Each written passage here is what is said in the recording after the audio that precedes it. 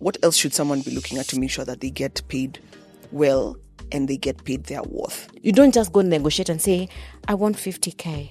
Why? Because that is the standard. I can choose to lower the standard for anyone. Damn. If someone comes in and they quote less than our budget, why are you happy? Why can't you tell me, yo, you quoted less than the budget? We can afford you. Quoting less than the budget is a celebration, because I can now tell you, you quoted 30, but our starting salary is 60.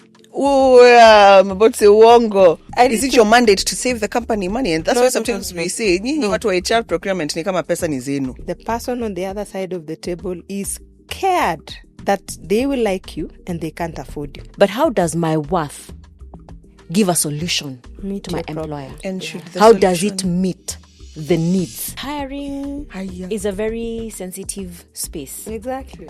Because you can very easily ask me, so you were convicted. Why were you convicted? And if you do not give me the job, I could very easily turn it against you that you denied me a job because I was convicted. Welcome to Just Money Podcast. This is a space where big ideas, smart money, and real opportunities converge. I'm Just Ivy Africa. Every week, we speak to the sharpest minds in business, investment, and innovation. If you're new here, subscribe to our YouTube channel, The Kenyan Wall Street, for new episodes weekly, and find us on TikTok, Twitter, Instagram, Spotify at Just Money Podcast.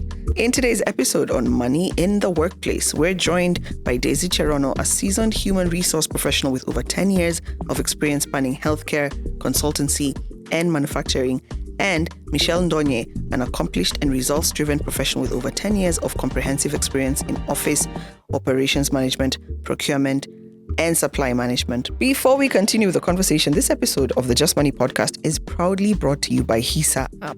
HISA is powering borderless investing for Africa, giving you access to both local stocks like the Nairobi Securities Exchange and global giants like Apple and Tesla. The episode is also proudly brought to you by HFM, a global multi-asset broker in forex, commodities, indices, shares, and crypto, you name it, founded in 2010. Get a tradable bonus of up to $500 on your first deposit. Plus, for the first 25 days, your losses are matched with bonus funds only on HFM. Finally, thank you to Kofisi, who have provided our beautiful, beautiful set. Kofisi creates world-class spaces for ideas like this to thrive. It is another episode, another fine day to talk money. It's not just any other podcast. It's Just Money with me, Just Ivy Africa. Thank you so much. Today we are joined by two brilliant women who currently are in the workspace, and one who also has a very special story because they took a bit of a career break. So I want them to introduce themselves, and then thereafter we'll go into the topic. Let us start with Daisy. Hi. Hi, Daisy. Hi. Yeah. How are you? I'm so good. Thank you. And thank you for making time. Thank you for having me. Yeah. So tell us your name, what you do, where you do it, why you do it. My name is Daisy Cherono. I keep saying I'm so HR, and I do this as a profession, as a passion as well. I do HR now in manufacturing, having been in the healthcare industry. I have tested consultancy, so I have moved from setting up companies to whipping them up to compliance, and now back to sitting and watching how growing actually a company, moving it from basic company to a better HR. Michelle. Thank you, Ivy. How are you? I'm so good. And thank you for having me. Karibu. Yeah, my name is Michelle Ndonye. I work in the fitness industry for a company that distributes fitness equipment in East and Central Africa.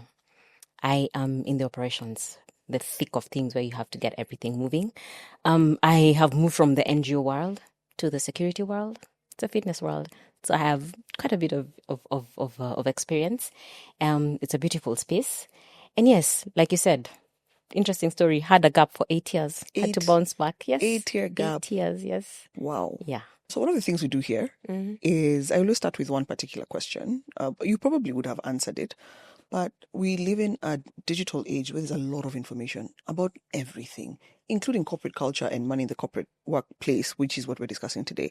So in brief, why would someone who's listening to this podcast today listen to you? It's like qualifying yourself. What makes the message that you're going to pass today relevant to people? Yeah. I like that what you started by saying, that there's a lot of information out there. And the information out there is people's opinion. Yeah.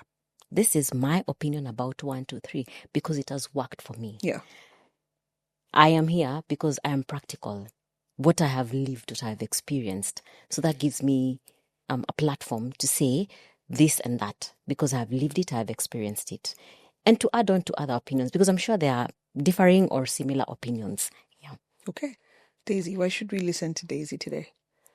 I'd like to change a few things about the misconceptions, especially in HR.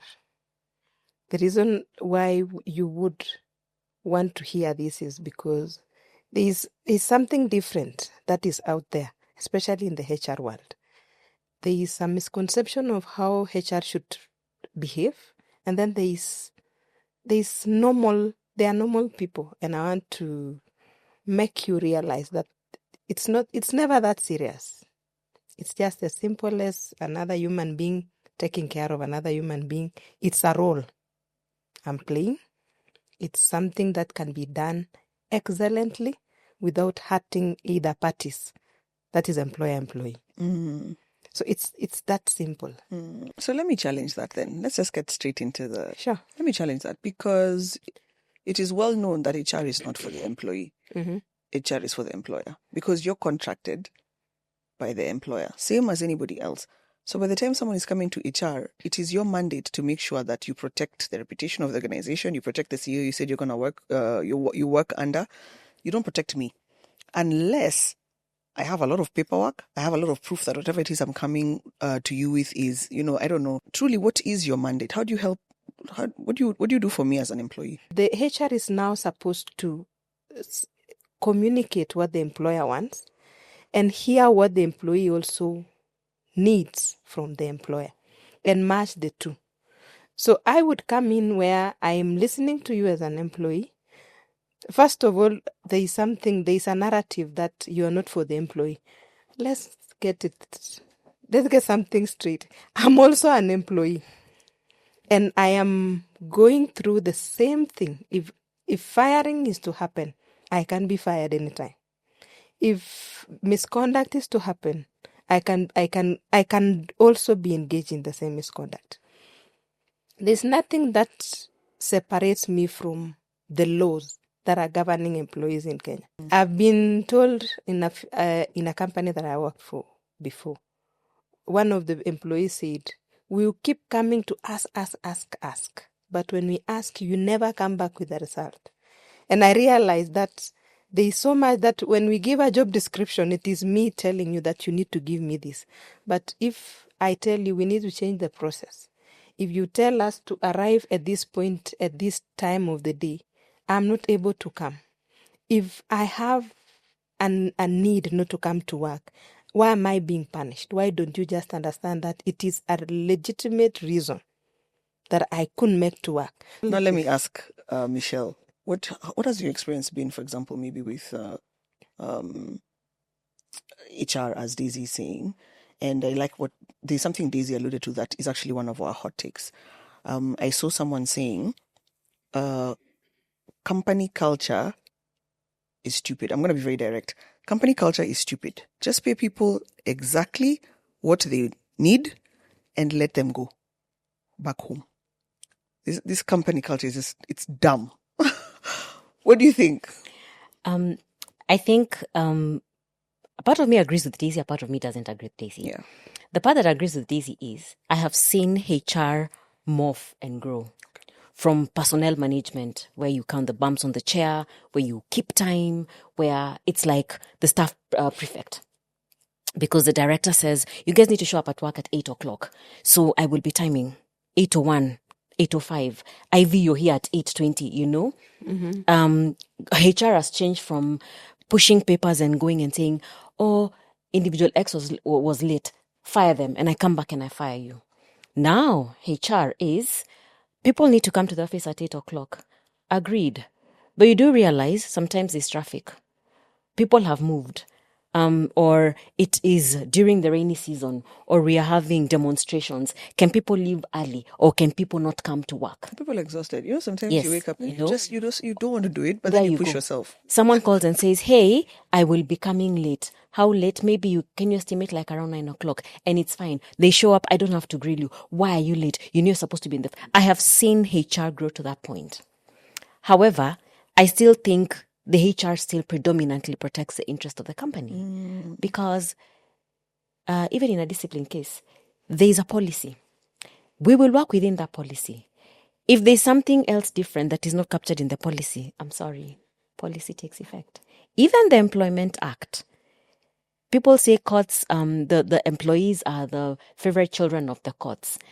I kind of tend to agree. But even when you read the Employment Act, there's a big chunk that you'll probably feel it's more for the employer, not the employee. Oh dear. No, let me correct you. Let me correct something about that. You see, we've come to a position where there's a myth that the court exists for the employee. The court actually exists to protect employment. The employment. We've come to a position where the court looks at the employment as a source of livelihood. So when it interrogates the employer and the employee or their lawyers, they are trying to identify where did we... Because when you go to court as an employee, you're going to defend your job. Because when you say I was fired unfairly, Arbitrarily. I was fired unfairly. What is unfair to you? Unfair means what was done to me wasn't done to X. That means it's unfair. The reason why the HR will pull out the policy is this is the Bible we live by. If we say you come to work at 8 and you didn't, if we say we are not, let's not even talk about the reporting time, because now we're working from home. You can say at this very, very moment, I can say I'm coming late. And my employer would say, okay, is there anything that I need to take care of while you're attending to whatever you're coming? That's now the modern or the current HR that we are looking at, that we are trying to change. Back to the courts. The courts exist to protect employment, not the employer or the employee. It is the employment. They want to keep Could you explain that? The court exists to keep you in employment because you as an employee, you need to be in employment to earn a living, right? So when they interrogate the lawyer, when you go to court, you say, I was fired unfairly. So we want to see why you want to remain in employment. What did you do? I was absent. What does the Employment Act say about absenteeism? It says absent from your workplace results in summary dismissal. What does your policy say? It says when you're absent and you fail to notify your employer or the supervisor who is supervising you at that point in time, disciplinary action will be taken against you that may result in termination of employment. It's not shall, it's may. So when you do that, the court is trying to say, this person is claiming that they were fired unfairly, and you're saying, no, we fired them fairly. So the employer versus the employee, but the court is trying to find the truth there because we are trying to preserve employment. So the reason why you see the court kneeling towards the employee is because they want to keep this employee in employment. But the Employment Act protects the employer and also the employee at the same time. I don't think Daisy believes you. Sorry, Michelle. I don't think Michelle believes you. No, Michelle is giving me an eye like, really? Yeah. Give me a clause. Give me a section in the employment. She's been in employment for some time. Then she even got out. Then she came back and she's saying maybe not. What do you want to tell Daisy, Michelle? What is it? I agree. It changes, but there are still those that you feel the employer could have been treated better. The employee. The employee could have been treated better. In which instance? Yeah, like for example, probably in a case where, of course, the policy may not allow for things like there's something we call service. Yeah. Ideally, I would think that if I am working for you, when I leave, I need to leave with a package. Yeah. But there are those companies that say you can only get it after X number of years. That is a policy. I agree. That's a policy. Yes. That is made by a human being. To answer your question, policies can be reviewed. I think, Daisy, you're really speaking from a point of privilege. You sound like you have a great employer, Michelle, and the question I asked, where I saw someone saying company culture is literally BS. Let people just pay people and let's move on. So let's start from a point of maybe what is culture? What can I call company culture? Also, do you agree with that statement or do you disagree? A bit of both. Okay. Because in any company, what we call culture is how we do things. Okay. That is what sets us apart. How we handle our clients, how we treat our staff, how we interact with each other. That forms part of the culture. There is culture that is unnecessary. I agree. But there's culture that is necessary because we have to have a structure. It has to be functional. Things have to move for the continuity of the company and for the company to stay afloat and for the image of the company outside there. So it's a bit of both. So like Daisy says, a policy issue where you say, this is not serving the company, so we can do away with this. But this is helping, we can keep this. For example, this at the top of my head, one of the cultures that I admire is when you say maybe on Fridays, people can work half day, Or no meetings on Fridays. Yeah, or no meetings. Or you have a day when it's just the day when you guys interact with the CEO and say whatever it is you want to say. Those are the small things that make a difference. There are companies that have that. And they're for real. But there are those cultures that they are. You have to keep time if you don't keep time. You have to deliver if you don't deliver. It kind of stifles growth. I support culture, but culture that allows growth, both for the company and for the individual who's working for the company. Because growth has to be two ways. I cannot grow the company when I'm not growing. You get to a point where the company will grow and not need me. Or I will grow and I will not need the company. So growth has to be both ways. Okay. I grow as the company grows. Yeah. Okay. I want to come back to your personal story. Again, something else I saw, people debating and challenging career breaks and saying, based on the experience, career breaks are suicide. It's literal career suicide for you to take a break.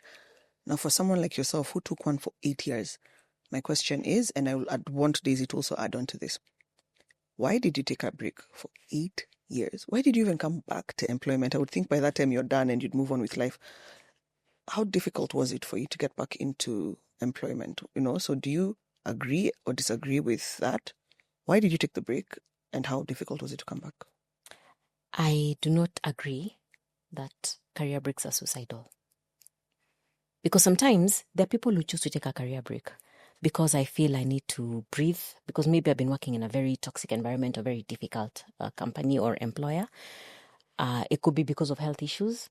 It could be because we're at the stage where we're taking care of our parents. And you have to make that sacrifice and decide, you know what, my parent needs me, so I need to take a career break. For me, what happened was redundancy came at some point. And at that point, I just had my daughter who was, less than a year old. And then here I am with almost no qualification with a diploma. So conversation in the family went something like, you're going to compete with people who have masters. You are at a disadvantage. So take a pick. Make two choices. Whatever two choices, you'll be supported. If you do both, you want to work, you want to go to school, and you want to take your family, one of them is going to suffer. And most of the times, it's a family that suffers because you're out there with everything else. So I chose to decide, take care of my family and go back to school because I need to add value to myself. So went, did my undergraduate, finished, and rolled over for my master's, which was a very fulfilling period. If today I'm given a choice to go back and take care of my family, I would take it in a heartbeat. How did you afford a career break for that amount of time? Because I had a supportive husband. So a career break is suicide if you have no support Not system. necessarily. Because utapata pesa wapi? Not necessarily. Because let me tell you, in as much as we're supportive, I got into baking. I actually put myself into a baking school and I started baking. Okay. Because he will meet the needs of the family. He'll buy you food, pay your rent, do everything. But I want to go out and to go on a road trip and to look nice and to take myself on a holiday. I can't load that on a him. So start doing picking. I did stamp papers. I did people's LinkedIn and CVs, and Ivy needs a nice shoe. I'll run to wherever and get it and bring it to you and put up my markup, because we need to get money. Yeah. So it's not suicidal because there's something else you can do out there. And it's especially hard if you're on employment, because you're used to employment and because you probably are very comfortable at that point because the money I have is enough. Now here you are, you don't have. Now that allowed me to put on my thinking cap. So what else can I do? Oh, I can do this.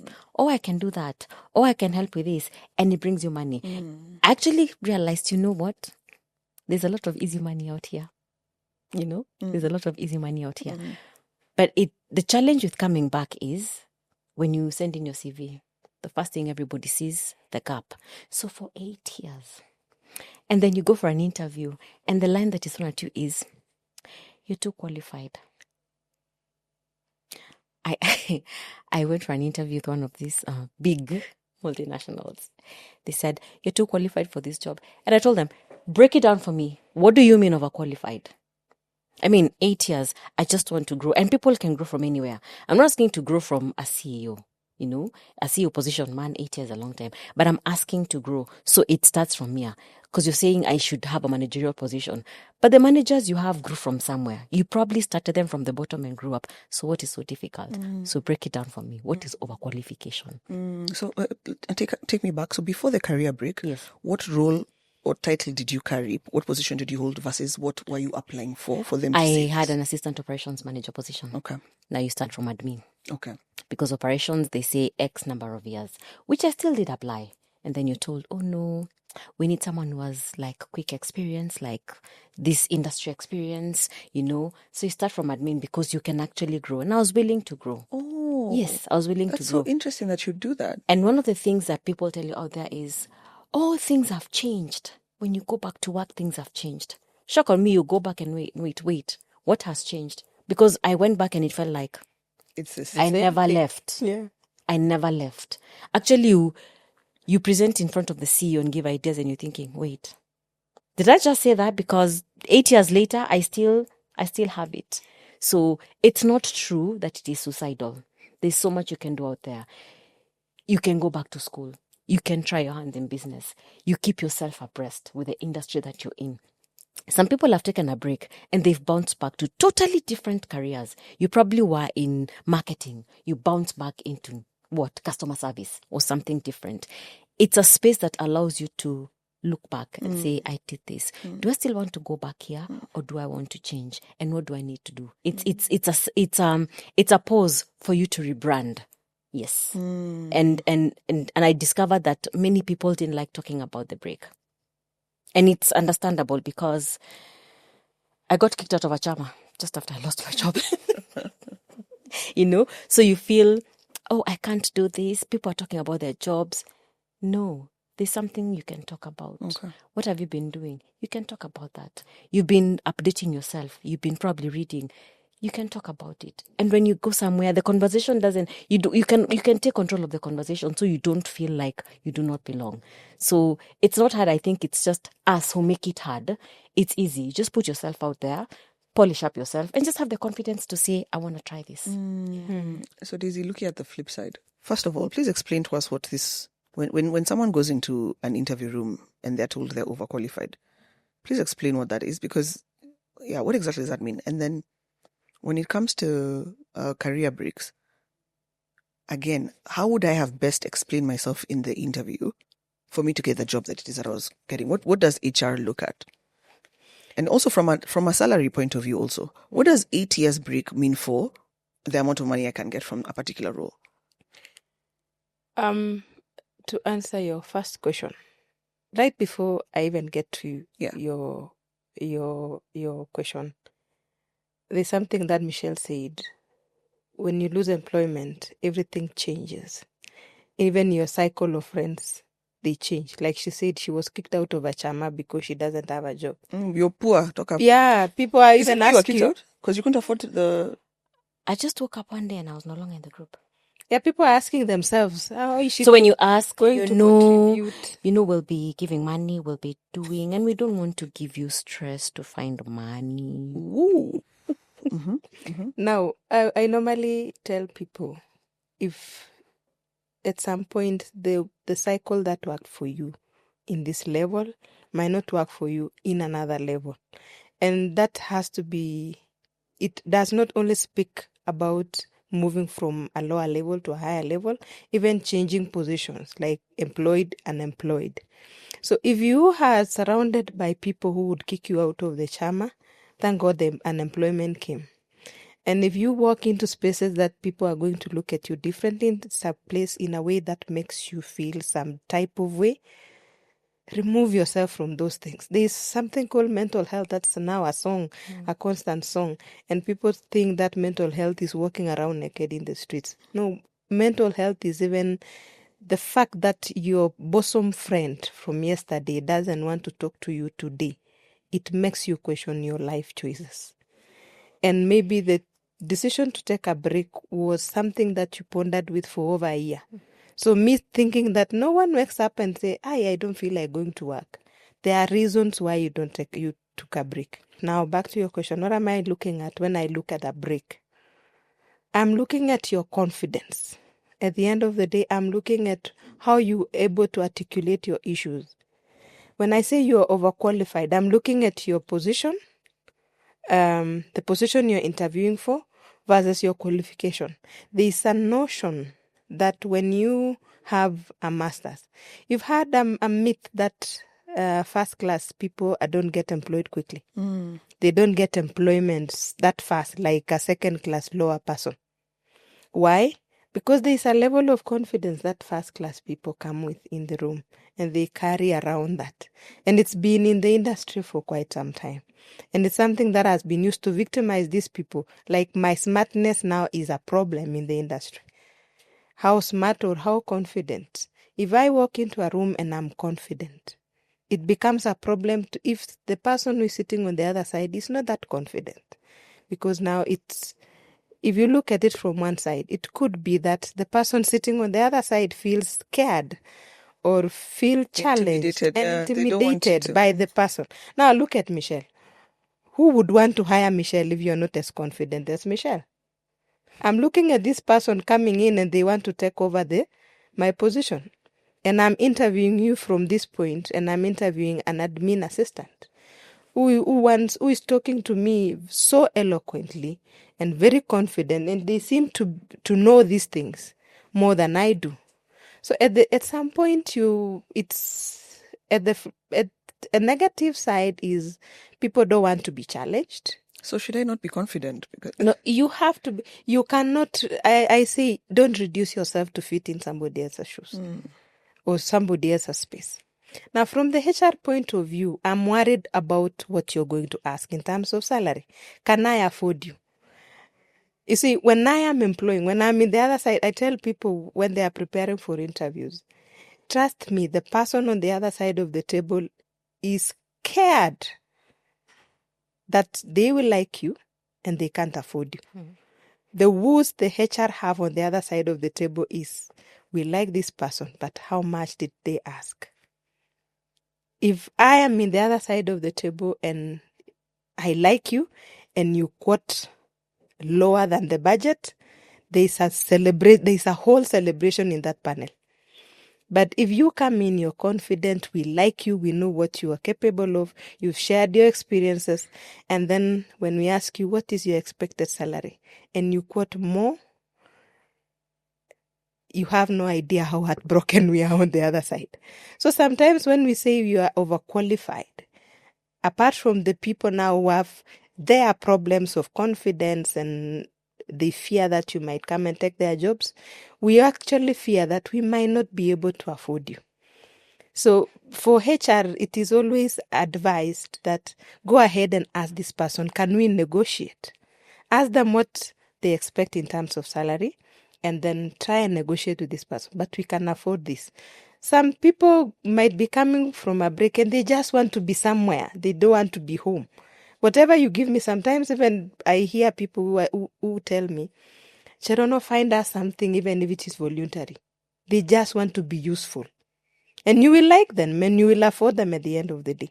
Because at some point, the value that this person comes with, they might be able to give you more business. They'll give you ideas. They are smarter than the CEO. And the CEO can tap into their knowledge and scale in business.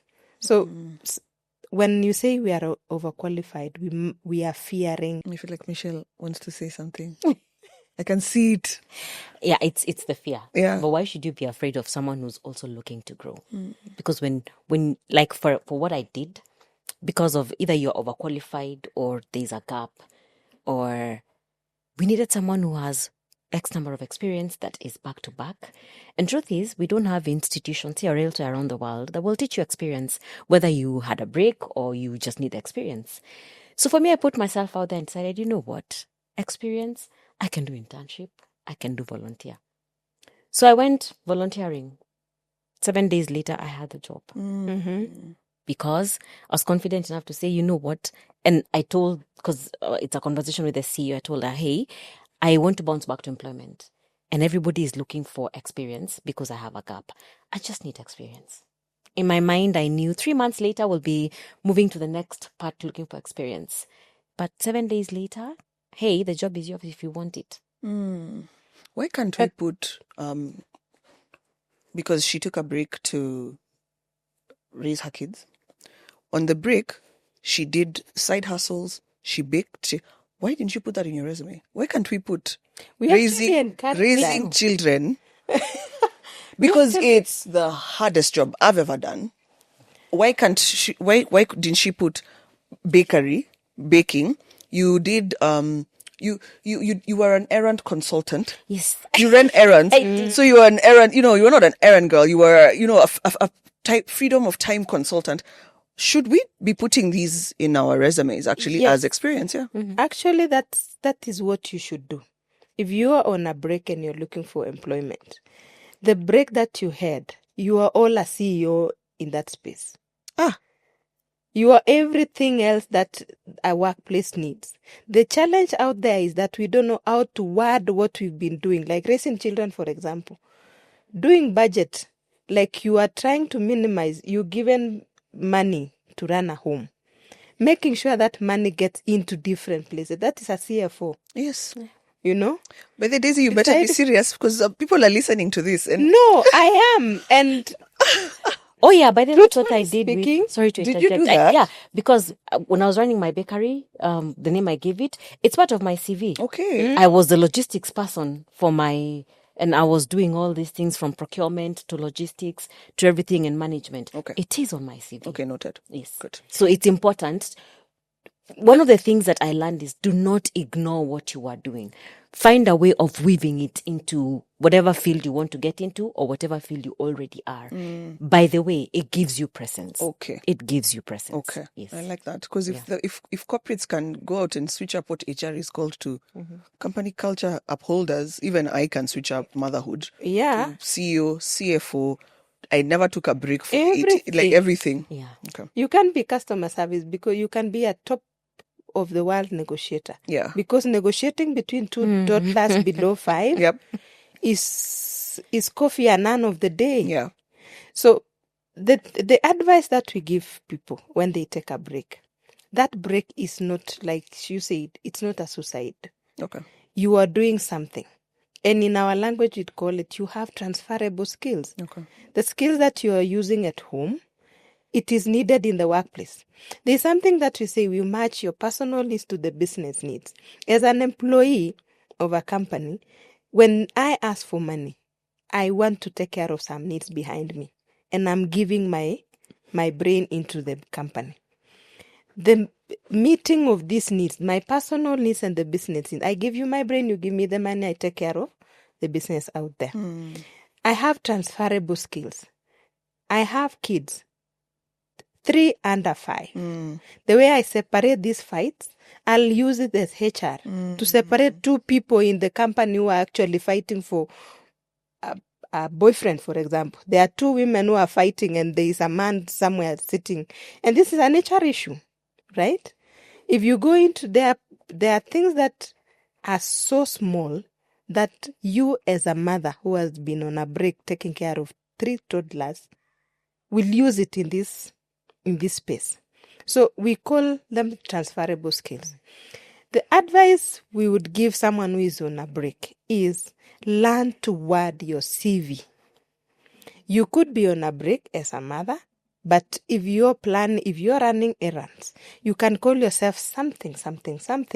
And then, you see, the way we do a CV, you have a title and then the responsibilities. How you word those responsibilities, sometimes I don't actually have to look at the CV word by word, but you have to make it look attractive. You have to show me that there is something that you are doing in this break, that you are not just...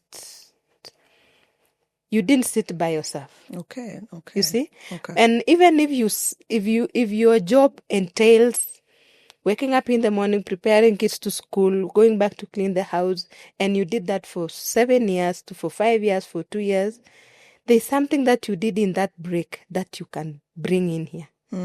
That's why sometimes you find I run by something that I say, I hire attitude, I'll teach you the skill.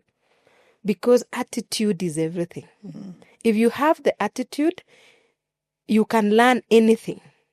I can remove you from finance and I can take you to customer service. And if you are the welcoming type, you have the attitude to welcome people, you can do the job. I have seen someone who has come from science and they are doing HR and they are killing it in the space because the attitude is in the right place. So the transferable skills is key. Okay.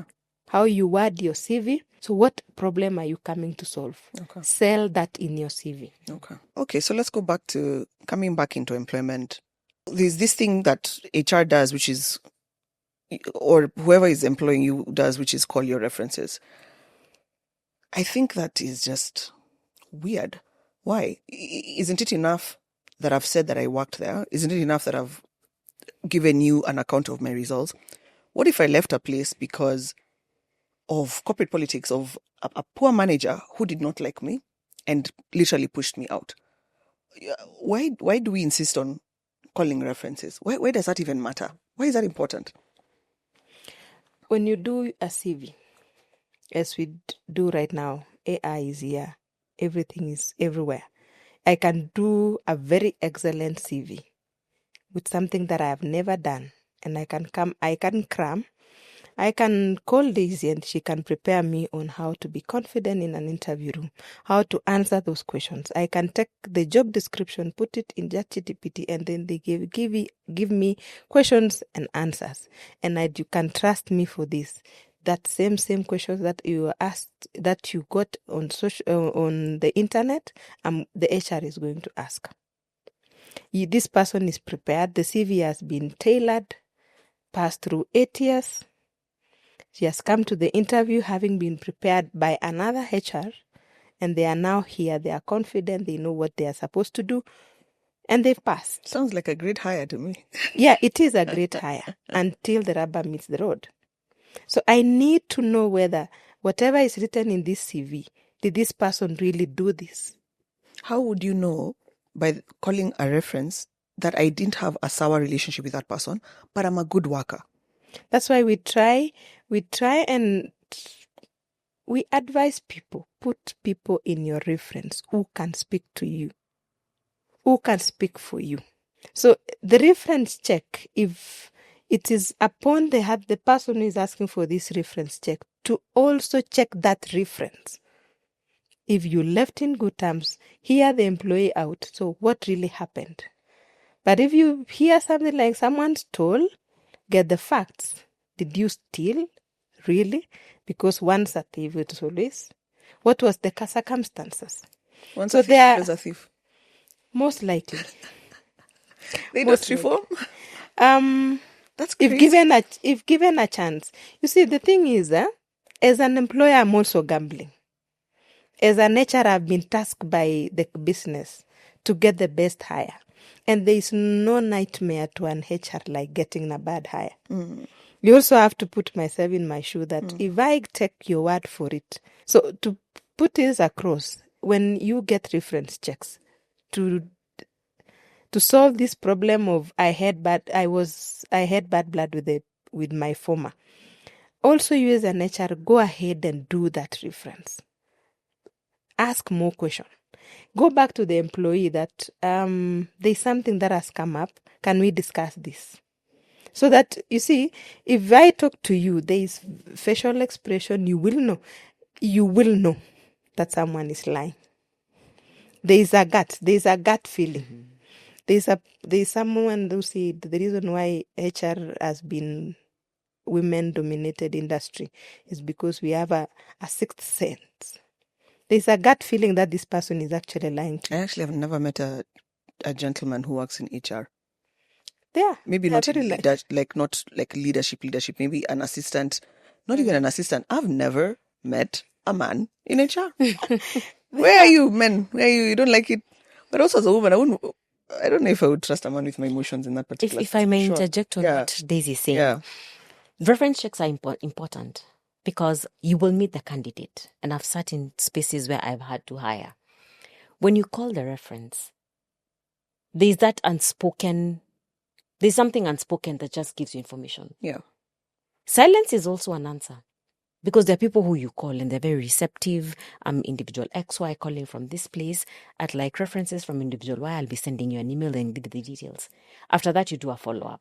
That could be an answer. Like she says, go back and say, your reference is not responding. Is there a particular reason? There are those who, because like Daisy says, because HR is now about both employer and employee, there are those who decide you did something wrong, but we're not going to spoil your future. We'll give you a good reference. We'll give you a good letter as you leave. But when you call to do the reference check, that's when you told the story. Yeah. Again, it's important to check. Yeah. Because like she says, hiring is expensive. And if you hire wrong, then you have to take the responsibility. And you hire wrong and somewhere along the way it's not working and you have to let go of this person. Again, it's a whole process. And so it's important to get it right. Okay. And like she says, there's always that gut feeling. I might be talking to this person. I'm hearing what they're saying, but I'm listening to what they're not saying. And what they're not saying is probably louder than what they're saying. That, again, it calls for a lot deeper wisdom to just decide. So, because maybe I saw something as I was having a conversation with this candidate that I thought, or they said something that felt, And then I talked to the reference and I kind of get the same vibe. It's not hard to put two and two together and decide either it's a red flag or that's just not it. And there are people who, when you give references, they probably check out. But when you go looking for them on the net, they have no print. Again, a red flag. So reference check is not just necessarily calling.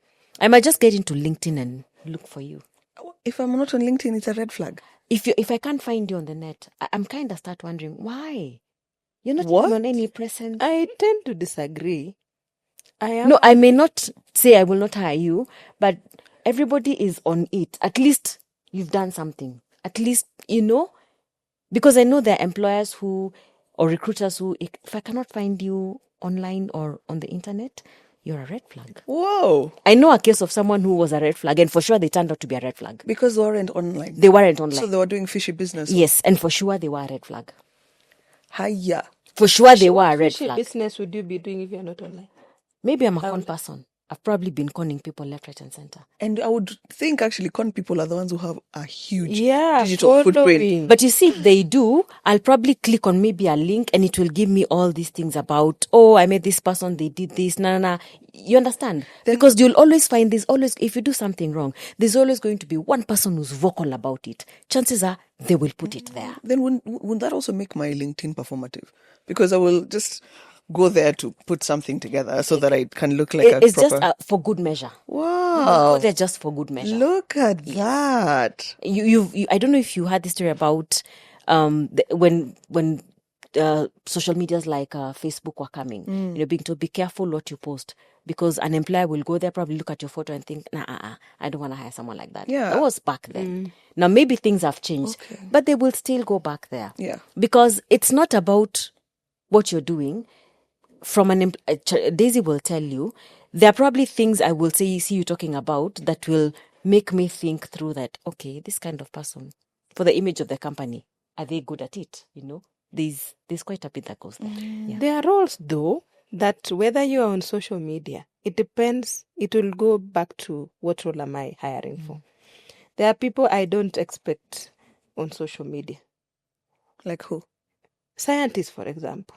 Someone who works in a lab.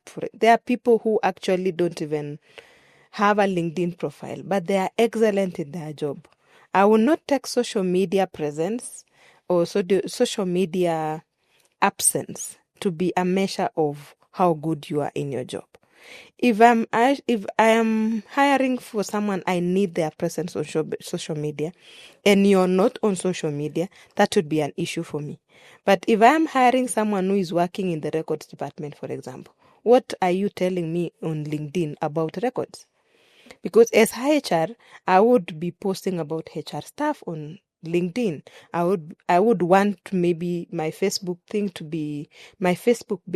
to be of my social stuff. I'm posting that I took a tank to the Sharks, for example. I am posting that I supported Mom's Bouncing Park, for example, maybe if it is on Facebook.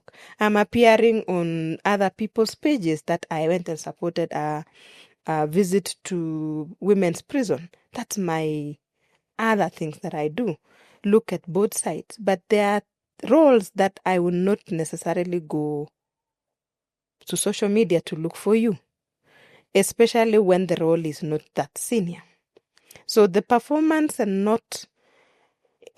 how it informs my hiring, it depends on the role that I'm advertising or I'm hiring for. There's something else that you mentioned about the confidence that you walk in the room and how I want to now start Googling you. It depends on also with what as her HR I'm looking for. If this person can do your job, you've seen that someone who is something else in the day and something else at night. You are a perfect supervisor during the day, but you're DJing at night. The DJing does not affect your supervision. You're excellent with people, you know the business processes. But if I look at your DJing at night and judge you from it, there's something you're building. I want to know where this person does your DJing going is your DJing going to affect your day work? If it does not meet in any way, I don't have any business looking at your personal life. Because one, we are working towards financial independence. We are looking at a type of employees that have different things. We encourage multi-skilled employees. We want to be entrepreneurs. Someone is working I'm working as a HR during the day, but I knit at night. So my Facebook page is all about knitted and craft or paintings and everything else. It does not stop me from being a good HR. But there are company policies that say you can't do this. If I am manufacturing, if I am packing food, for example, for export, please don't do packing food. The world is an oyster of businesses that we can all run. So if I am, let me use the word HRing. In manufacturing, and they are doing garments, for example. My side hustle cannot be garments. Because there are questions that would be asked. Where do you get your materials? How does my materials get to you? Am I servicing to factories here?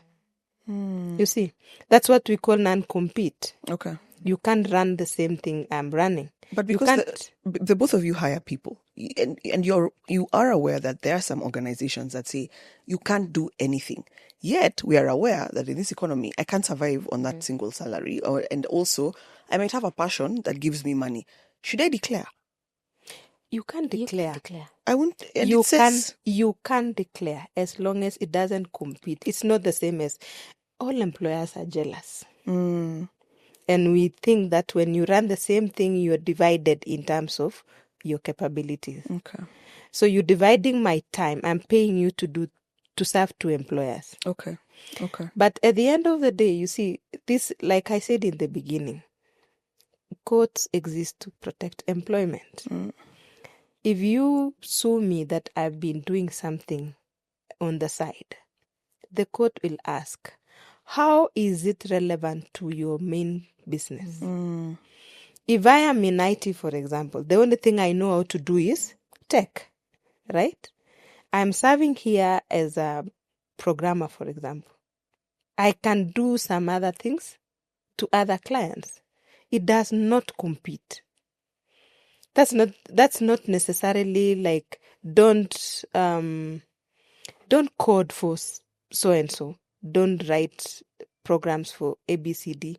But if it doesn't compete, that means I can declare, but I'm not expected to. If I don't declare, I won't be in problems. Yeah, because the main point is you do your side hustle. Like she says, HR by day, DJ by night. I show the results. You show the results. What does your job description say? So what you do, but there are those companies that have policies where the image of the company, even when you're outside the company. There are those companies where your image is not just limited to when you're in the company. Exactly. Even at night, then they will tell you, we do not expect you to do this because, we do not expect you to be seen in certain places because. Like a police officer, you're partying in the club and you have your police uniform. We can't expect. So is it even the company? Like there are certain Christian organizations that I know of that if, for example, you are reported you are seen in a pub, is a big issue. And please note, it's after your work hours. Because that's, Let's not talk about Christian. So you can have a side hustle. Those ones. You can have a side hustle. Bottom line is, when it comes to work, let it not affect your performance of your job. Yeah. So you don't have, because you are DJing at night, so I have to show up in the office at 10 o'clock and at the time I can't function. Okay. I have a question, and I might have to just sway away from this particular conversation because we need to discuss salary negotiation. If I'm getting a job, if I'm getting back from a career break, if whatever, what are the best ways for me to position myself to get a good salary? Because you mentioned something that I clocked. You said if someone comes in and they quote less than our budget, we're happy. Why are you happy? Why can't you tell me, you quoted less than the budget, we can afford you? Quoting less than the budget is a celebration, because I can now tell you quoted 30, but our starting salary is 60. Oh, yeah, I'm about to say wongo. You can say that. No, yes. But you see, guys, is it your mandate to save the company money? And that's why sometimes we say, watu wa HR procurement ni kama pesa ni zenu. No. Na si zenu. No. You need to go back to employment now and see what's happening there. I can never. No, the thing about I preach for that. Okay. I encourage people to pay people what they deserve. Because more often than not, we as HR need to remind ourselves also that we are employees. And if I am not paid what I deserve, there's a feeling in me that I'll always give you what you paid for. Take this for example. I am hiring in an office. The starting salary the starting salary for an entry level in procurement, for example, a procurement officer is 60,000. And then I hire someone, I'm looking for a second procurement officer to serve at a certain division. And when they come in, they are coming from a poor paying organization, or rather, the pay is lower than what our starting salary is. And they come thinking that whatever they've quoted is growth from their current position. So, but it is not anything near our starting salary. If you quote 40,000 and you've been paid 25,000 before, for you it's growth. You're happy that you were given 40,000. 3 months into the company, you're done with your probation and you're still at 40. And you realize Michelle started at 60. What is the motivation of that person? They will not give you their best. Because they know at some point you sat on the other side of the table and you should change them, and you knew. Okay, so what should I do to make sure? Trust me when I tell you, if you do that as an HR, you're going to have a demotivated team. So as an HR on this side, if you have a starting salary, just give that starting salary, even if someone quoted less. So for you as an employee who is entering into this company, research. What is it that they pay in that area? Sometimes people like, there are companies that are never present in social media. You don't know how much they pay. So you gamble. You just look at listing companies, how much do they pay for an HR who is managing 350 employees in X and X companies, or maybe in this location, because the way they pay people in Nairobi is not the same way they pay other towns. So rather in Kisumu, I can compare myself as a HR in Nairobi, and I cannot go to my home county and get paid what I'm being paid in Nairobi. Well, that's crap. It is. Why? The location matters. Because it's cheaper there It's to live. cheaper. The standard of living is The standard of living is way low. eh. Let me bring you this. Watu wa If Kisumu is that- watakukujia. Yes, standard of living in Kisumu is way low. Eh. No, not my home county is not Kisumu, so I'm safe. Okay. You look at the minimum wage that the government set. It depends on where you're located, the location of your company is. So how I will pay people in Mavoko County is not the same way I'll pay people in Kilifi. Yet, if you move me from Nairobi to Mavoko, it's hardship for me. So you better pay me more. Wait. No, It's- the thing is, Pay me the more. minimum wage You're taking is me away from my different. comfort. Yeah. The Yes. minimum wage is different based on locations. Based on location. Hi, I didn't know this. Yeah. So So the someone same in company- Narok, so with the same position as I am, may not earn what I'm earning here. Exactly. So you tell A guard in where? In Kitui may not earn what a guard in Machakos is earning. Yeah. But we have the same amount of experience, the same years of experience, And you're the same skill Even set. the person in Kitui is more experienced than the one in Machakos. Yes. So you're saying, Location matters. so Nairobi is the best paying location for some of these? I would say Nairobi is the best paying locations, but companies also matter. Okay. I could be working for the same let's talk about garment industry, for example. I could be coming from one garment industry to another garment industry. The employer matters. The employer matters. That's why when I talk like this, you think like I'm the flower girl in the HR. The employer matters. Okay. Your employer matters. What does your employer believe in?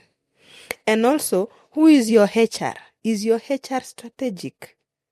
Is your HR able to talk to the CEO in a language that the CEO understands? Because sometimes the people suffer because your HR doesn't know how to communicate to the CEO in a language that they understand. And CEOs only understand money language.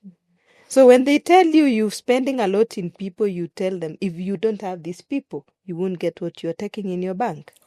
So you sell both sides. Okay. At the end of the day, the HR needs to know to have a language to talk to the CEO. Does your HR understand what they need, the nature of business, so that they can speak that language on behalf of the 2,800 they are managing? What if maybe let me also ask Michelle, because I still want us to leave people with actionable tips on how to make sure they can get paid best. Because one, we're assuming that everybody who gets hired into a place, there's an HR. For example, if you come into Just Ivy Africa Company Limited, there's no HR. You'd most likely be speaking to me or someone else in my team. So even for someone like Michelle, like what can you tell someone to look out for when negotiating pay, not necessarily even a salary pay? So I love Daisy said, do some research, talk to some people in the industry, hit the internet. What else should someone be looking at to make sure that they get paid well and they get paid their worth? Because I remember we had a conversation earlier and Michelle was very categorical in saying, I know my worth. Not very many people are able to speak confidently to that. Like you said, know your worth. So that when I come to Ivy Africa and I say, Ivy, I'd like to be your PA, for example, and you tell me I'll be giving you 50,000. I say, no, I'm worth 100,000. Why are you worth 100,000? I should give you solutions for your challenges. Because you've told me what you want. I should be able to tell you, if you hire me, you will probably never have to interface with your people who sit in your panel before. I will do that for you. I need to explain to you what more value I will bring so you can understand where your money is going. Because even for you, when you're going to spend money, probably buying a perfume or buying a dress, you have to understand, if I wear this dress, am I going to look nice? Is it worth it? So even for me, when I come to you, is Michelle worth being my PA? Besides doing the basic things that I want her to do. And that's what I'm paying her 50,000 for. But she wants an extra 50,000. So it's up to me to justify that extra 50,000. For example, Ivy, you will never start your recording late. For example, when you're ready, you will never spend 20 minutes just sitting bantering, waiting for cameras to run. I need to actually give you a solution to make everything smoother. Like, for example, you will never have to deal with maybe debtors who are calling to say, hey, you haven't paid. I'll take off the stress from you so you can focus on being the CEO. You'll get the bank card. Yes. You need a bank card. Yeah, I'll go run, get your bank card. You don't have to go to Java and say, hey, I'm going for coffee. No. You need your coffee? You'll have your coffee as and when you need it, the way you like it. That's the point. You don't just go negotiate and say, I want 50K. Why? Because that is the standard. I can choose to lower the standard for anyone. Damn. I can choose to, as an employer, especially if I own my company, I can choose to lower the standard. But if I give you a reason to pay me the 100,000 I'm asking for, what reason will you have not to give me? You probably are struggling with maybe finding space. I'll go find you even better space and I'll set it up for you and I will negotiate for you. So when you walk in, you'll give you the details, just sign on the dotted line and move on. I've taken away half the headache. If I can do that, will you have a hard time giving me the extra 50,000 I'm asking for? So it's knowing your worth and knowing this is my worth. But how does my worth give a solution to my employer? And how does it meet the needs maximum? We say, I need something that is performing at optimum. How can I be optimum to my employer? Such that we make a joke and say, when you're a personal assistant, you anticipate your boss's needs before they show up. So my boss is coming. His phone has to be charged. Maybe his laptop has to be on. All these things have to be done. When he walks in, plug and play. So how am I able then to... These are my qualifications. This is my worth. But how does my worth translate to value to my employer? Should the value be monetary? Not necessarily. But it's better if It's better if monetary because I have skills. Position you're in. I have skills that I'm transferring to you that will help grow your company. So you compensate me for the skills and for the experience. I feel like this conversation can go on and on. I feel like we need to have HR people back. Probably don't have time. To add to what Michelle says, most of the time the employer does not really want to know what your problems are. The money I'm paying you, I don't want to know what problems they are going to solve. So when you go negotiating for your salary, don't bring problems. I have kids in school. Yeah. I'm taking care of my mother. I have I want to go back to school. That is your problems. So when you come to the table and you're negotiating with whatever figure, sell your value to how best can you solve the problems I have at hand. But budget for your problems at home. Budget for your problems at home. Whatever it is, you can always get whatever number that you ask, that you can bring on the table. But I need to see, as an employer, I want to see the value you bring to the table. I can pay you whatever amount of money, but if my problems are not solved, because like I said in the beginning, the CEO will hire this to take care of this problem, this to take care of. If you are the head of logistics and I still have to call the couriers, where is my load? Where is truck numbers? What business do you have sitting on that chair calling yourself head of logistics? So when you go negotiate, and we are talking about entry-level negotiation, and also when you stayed in the company, there is also negotiation for your salary to be reviewed. So how do you present yourself? After staying in the company, you need to prove your worth. And then when you've stayed for a while, you've seen, I normally tell people, when you report to the place of your employment, shut up and learn, watch and listen. With that, you can learn the business and you know where the problems are coming from. And you can use that to negotiate your salary when the salary review comes. And especially if the policy says we'll negotiate your salary after probation. So you can go back and say, you see the problem that you have with your security, I can deal with that. I dealt with it in my previous place of employment. Give me that. And this will cost you this much. If it is a pain, and we normally say, as an employee, look for the pain areas in your employer. Always look for the things that pains your employer. If your let me use the coffee thing. If someone serves you coffee and they know how to put the right amount of cream and sugar, you'll always go to that place and ask for that person to serve you coffee. But how will I know the pain point of my employer before the interview room? Now here's Not where, that is can I interject? after you've been in the pain points of your employer before the interview room is the job description, the job advert. But there's They also, want you, there's also when you're doing the research, talking about research, you know, you can research and you probably can realize there were a number of complaints. People complained, for example, in the courier world, oh, this was delayed, this came damaged, this didn't, you know, those things. You know the pain point. So, for example, there's courier company Y and they want a logistics manager, and you're privy to information from wherever that there were a lot of complaints about timeliness and all these things. Part of presenting your value and your worth is, I am aware that of late you've been, no, I will minimize these complaints by X percentage in the shortest time if you can give numbers, like within the first 3 months, the complaints are reduced to 50%. Within the next, you understand? Because then, at that level, if you have a customer service manager or an accountant in the panel and you give numbers, they resonate with that faster. Yes. So knowing your worth is not and presenting it is just in actual facts that. Okay. Yeah. No, sometimes when you put it like that in the interview room, sometimes it can be very creepy. That how do you know our problems and we've not hired you? So Really? what we normally, but even when it's in it is social media, both it can serve you positively or negatively. But the thing that we normally tell people when you're preparing for an interview, look at the job description, anticipate the questions, and tailor your answers to solve the problems you saw in your research. Like now, if a question will come, how would you reduce the customer complaints? I would make sure that the couriers don't delay.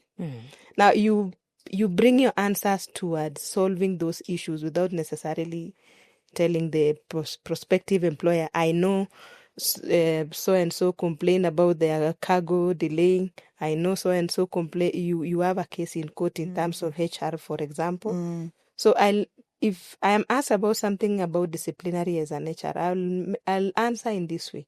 I'll make sure that your processes are compliant, that you don't have to get to court, because I know my prospective employer. I've seen them in court. Remember, I always say here, it's not just any regular podcast. It's just money. That means I bring the audience into the room with me. And we have someone who has a burning question when it comes to HR. All right, you know what time it is. It's time for the Just Money hotline. You call, we listen, and together we unpack your real life questions. Business, money, career, or culture. Let's see who's on the line. All right, hi Quincy. This is Ivy. If you could quickly introduce yourself, what you do, and then ask your question. Well, I am in the medical field. My name is Quincy Kingi. My first question is, in the event of equal task distribution with an equal pay, how does that affect the morale and teamwork of the employees? Now, when it comes to distribution of work and the allocation of pay, we believe in something we call equal work for equal pay. If we are in the same department, pay us equally, unless the performance appraisal, so the performance management process, says differently about you being in the same space and one person does more or one person shows initiative more than the other person. So that when you put in measures like performance management, for example, it's to bring out the good seeds. And of course, in a department, you might find a department that everyone is pulling the effort. And when you do a performance appraisal, everyone would be in an A or a B. And then there is a situation where there is an A and then there is a C. The C will not always be paid the same as A, because you need to appreciate the efforts that the A is making. But we believe in equal work for equal pay. But you must be able to explain the discrepancies in the pay in people in the same level. Let's say, for example, in the medical world. A lab technologist, you would have in a hospital setup a lab technologist, let's say 7 of them. But there is one whose results are perfect, to the point. There is one who takes like 3 hours to do a simple test that could be done in 30 minutes. So when we are working with time and we are working towards saving lives, we need fast and accurate. If there is a fast and accurate, we reward. If there is a slow and accurate, we might pay you differently. But the pay should not be like you pay $1 million and then you pay a million to one and then 200 to another. You should be able to explain that gap and explain in a way that people in the same department understand that these are your gaps, these are your pain areas, and you need to improve. For you to get to this level, you need to come to that. You should be able to explain the difference in pay for two people who are working in the same department. And the person who is paid lower because that one is the one who is be aggrieved, you should be able to tell them that these 1, 2, 3 things are the things that you need to improve for you to get to this level. Okay. Yeah. Quincy, you've had? Yes, I had. Super. Thank you so much. Or alternatively, you just tell them you're what you negotiate. You're a shit negotiator. You did a poor job. So that's why your comrade is getting way more money than you. One of my burning questions is, again, back to women. If I'm pregnant, when should I declare at an interview stage? You should not. What? You are not required to. What if I'm 7 months pregnant? You can see it. I am not supposed to ask you as an HR even if you look pregnant. Oh. No. Yo. It won't hurt my chances if I mention it, or and why not just say it, so that what if they wanted to hire someone who needed to start immediately, but literally in 2 months I'm gonna disappear. I've seen people who hire people who are going on maternity leave a week later, and they are hired, they are given the contract, they sign, and they are told, report when you're ready, report when you're done. I think it all depends on the employer. Exactly, it goes back to the employer. There is an employer who will not touch a pregnant woman, even with a sanitized polar mic. Yeah. And there are those who, okay, we'll hire you. How far along are you? Fine, you can do this, finish your probation when you come back. So it all depends on the employer.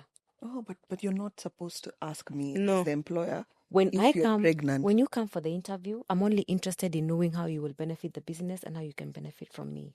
The rest are details. That is it. If you choose to disclose, it's not because I have made you disclose or I have asked you. Okay. Yes. What other questions am I not meant to be asked? Are you married? Your marital status, how many children where you do you have? You guys live in a bubble. Because these are the questions we're asked. No, come back to employment, meet us.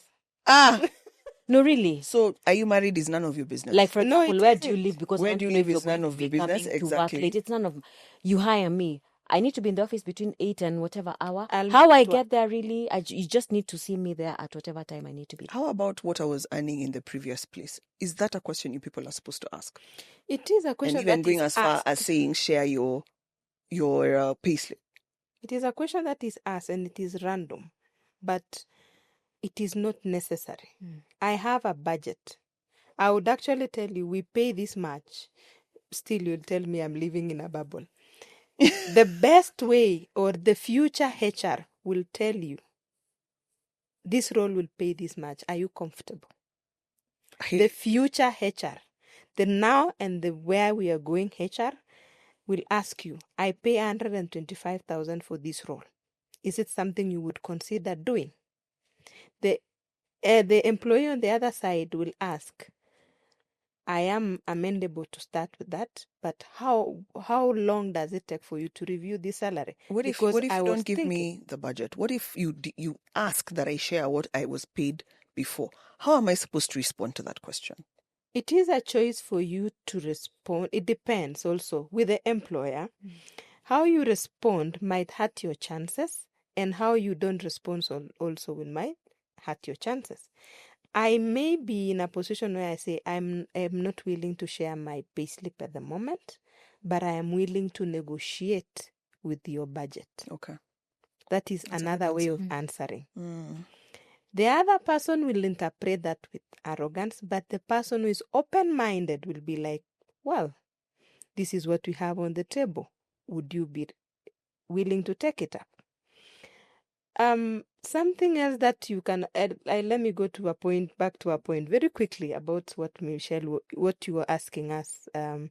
What are you not supposed to be asked in an interview? Yeah. An interview panel actually has to be trained on things they can and cannot be asked. It also informs the kind of HR that you have.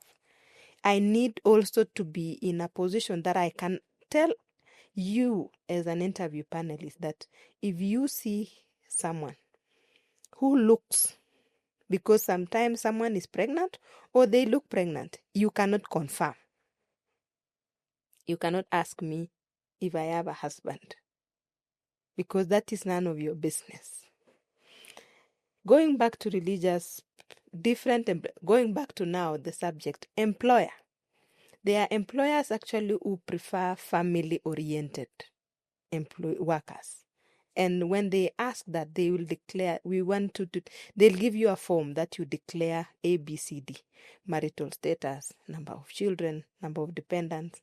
It is up to you now to choose, do I want to go to this employer or I do want to conform to this culture or the things that they preach? There are actual employees actually who cannot be employed by any other employer apart from I need a Christian institution. And they even go back to saying, Daisy, if you want to find me an employer, here is my CV, but please, I need a Catholic institution. Not only a Christian, it should be Catholic. Anyway, no, guys, we can talk about this for a very long time. Please, I need to close this, but let me tell you, I have thoroughly enjoyed this discussion. I have learned so much, and I'm sure everybody who's watched has actually learned a thing or two. One more question. But what if my break, I was in prison? I was in prison, and I want to come back into the work space.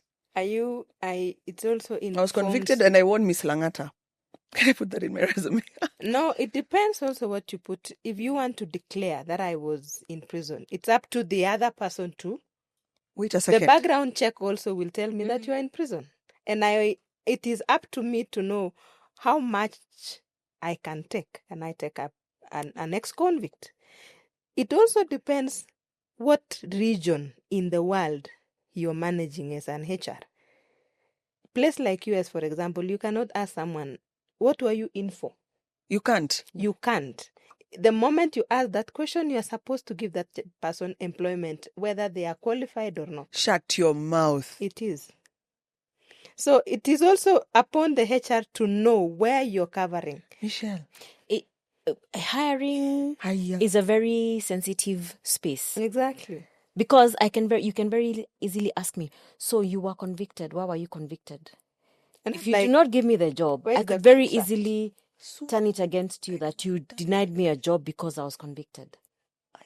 And the challenge in recruitment, the only problem we have in recruitment is discrimination. Yes. There is no law that governs how you recruit, as long as you recruit in a way that you do not discriminate and if you against A, B, C, D. If you recruit me and you find out later, you have to give a valid reason why you're letting me go. Mm-hmm. Because you've just found out. But I came to the interview. You didn't ask. Yeah. I'm mad at someone. You didn't ask me. You killed them. Guys, I have a friend who went to the embassy for a visa. And they were asked, there's a question they were asked. No, they were not asked. So when the conversation came up, why they didn't say, said, you didn't ask. That's going to be my motto. That's going to be my motto. Just be quiet until you didn't ask. Yeah, because sometimes you might give too much information that might work against you. Yeah. But you might also withhold the information that might work against you. Yeah. So it's a very tricky balance to manage. I think I wanted to close on a high. That's why I asked the prison question. Guys, thank you so much for tuning in. Please remember, if you're new here, give me a like, give me a comment, ask these brilliant women questions, and I will force them to answer them in the comment section. If you want to have have anybody sit here with me, let me know, and I will do my best to bring them in. If there's a certain topic you want us to cover, awesome. One last thank you to HISA app, to HFM, and to Kofisi for being our very kind and gracious sponsors. Remember to subscribe and share this episode, share this YouTube channel, share this podcast with someone who you feel would benefit, or just someone who'd like me. And there's something this woman didn't say about negotiating your salary. The more beautiful you are, the more money you'll make. We'll discuss that later. Bye, guys.